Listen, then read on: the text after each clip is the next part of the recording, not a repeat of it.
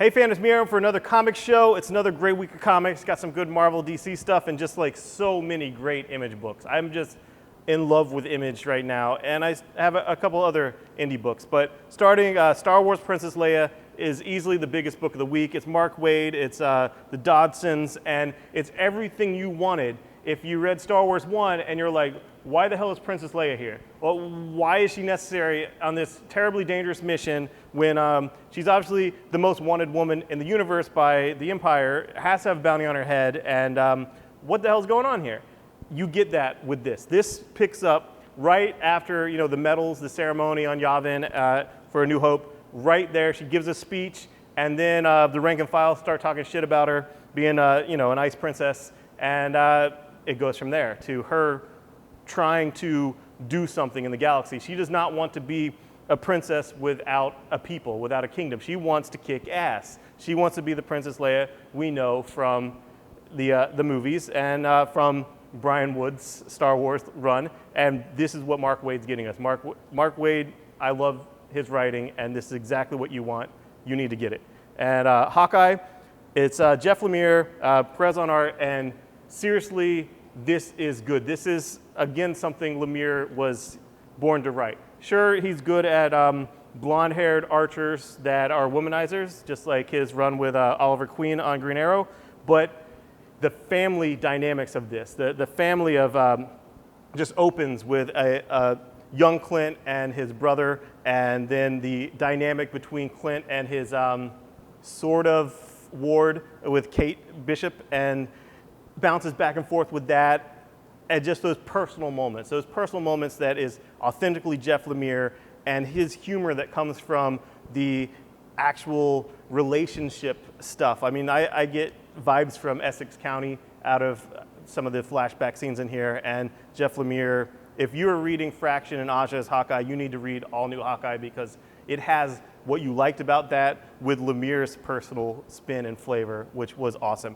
Spider-Woman, this book is very, very self-aware. New costume, new status quo. They swear they had this plan from before Batgirl did it and before the snafu of the spider butt online with the big apple bottom spider butt variant cover that had all that craziness. But Spider-Woman specifically references that she spent like a whole week shame Googling spider butt before she changed her costume because she was sick of these pictures on the internet of her butt. So it was cool. They had a lot of that stuff about these costumes that are much more practical, like not heels and things like that. So, and beyond that, I like the new status quo. I like that it's not this big Spider-Verse craziness, that it's back to basics, street level. She's a street level spy vigilante, and that's what she's doing. She wants to be normal, or her version of normal, which kind of is what we got from Hawkeye. Like, this is what he's doing when he's not an Avenger.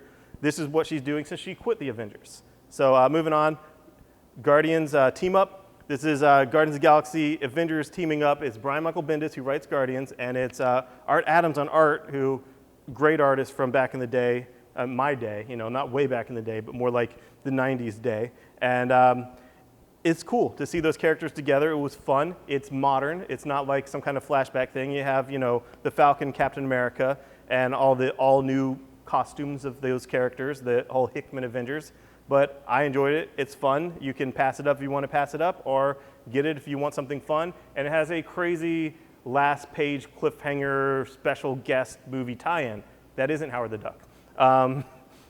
It's not Howard the Duck. It's a villain. Moving on, Harley. Cool Harley cover of Harley and Harley. Poison Ivy's back for that. The season's end Swamp Thing. This is the last Swamp Thing we're getting in forever. I'm not going to spoil anything about Soul's final Swamp Thing, but he had a brilliant run on that. And Green Lantern, I'm showing this because this is a movie variant. Movie variant start this week. This is from Contact. Just kidding, it's Space Odyssey. No, it's not Alien, it's Space Odyssey.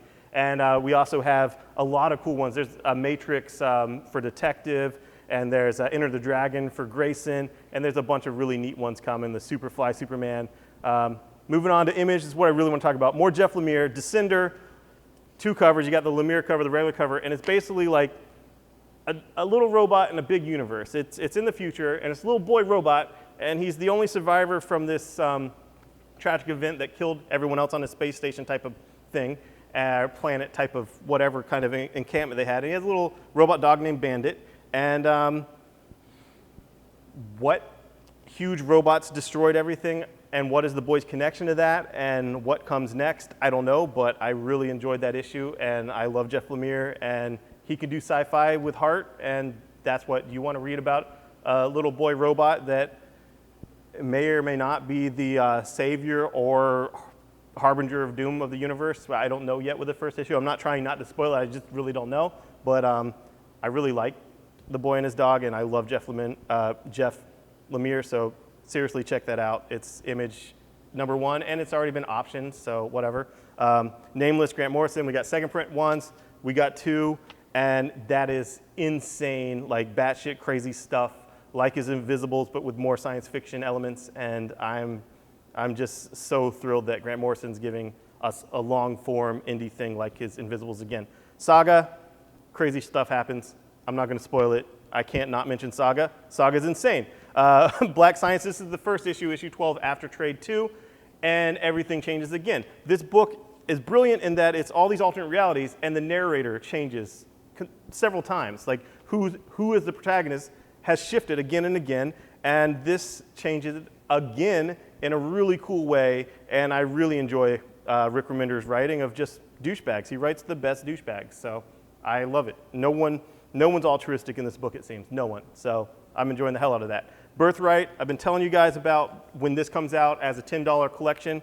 You need to get this. It's $10, volume 1, and basically it's the story of a boy going somewhere, Narnia, Neverland, never-ending story. The boy goes to this other land, and what happens back at home? What happens back at home is his dad's the suspect for murdering him. His mom divorces the dad. The mom's probably shacking up with the FBI agent that's in charge of finding the boy, and the boy comes back as a man that's kicking ass and has to stop the evil things that came to Earth from that alternate land. So obviously, it's awesome. Check it out. Josh Williamson is kicking ass with this. It's great. And Williamson also does Nailbiter. It's about a city that has birthed an inordinate amount of serial killers. And what is the connection to why is the city birthing so many serial killers? This is volume 2. Get volume 1 for $10. And also this week is Nailbiter Hack / crossover, which is a flip book, one done by one creative team for one book, one creative team for the other book. Very reminiscent, exactly like the True Revival flip book. And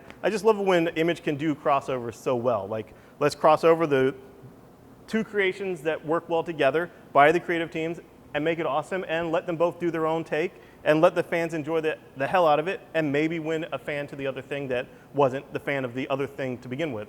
So, awesome. Dynamite Black Cross. Why am I talking about this? Warren Ellis. Warren Ellis is writing it. No, you do not have to know anything about Black Cross, Black Terror, any type of pulpy Golden Age heroes whatsoever. Just get it. It's a great noir tale if you want that. And it's Warren Ellis. And finally, The Big Con Job by Jimmy Palmiotti and Matt Brady is freaking awesome. Palmiotti, you know him from writing everything from Jonah Hex to Harley Quinn. Matt Brady used to run Newsarama, where he gave me my first shot as a writer for Newsarama when I did a comic show type of things, writing about like shop of ideas. I know stuff about comics, even though I'm a young guy. Well, whatever. Matt Brady was brilliant, gave a lot of people their start, and this is, as far as I know, his first big book. And it's him and Palmiotti, basically washed up genre actors from all different types of genres, get together and decide they're gonna pull a heist at San Diego Comic-Con. So it's like Ocean's 11, but with someone that's like William Shatner and so on, someone that's like Chewbacca, you know, like Peter Mayhew, and they're at San Diego Comic-Con as guests, but they're also pulling a heist to steal all that con money. So brilliant, right? Awesome. So if that does anything for you, get it. And that's it. That's your week in comics. I enjoyed the hell of these books. I hope you enjoy some too. And that's it. Thanks. Bye-bye.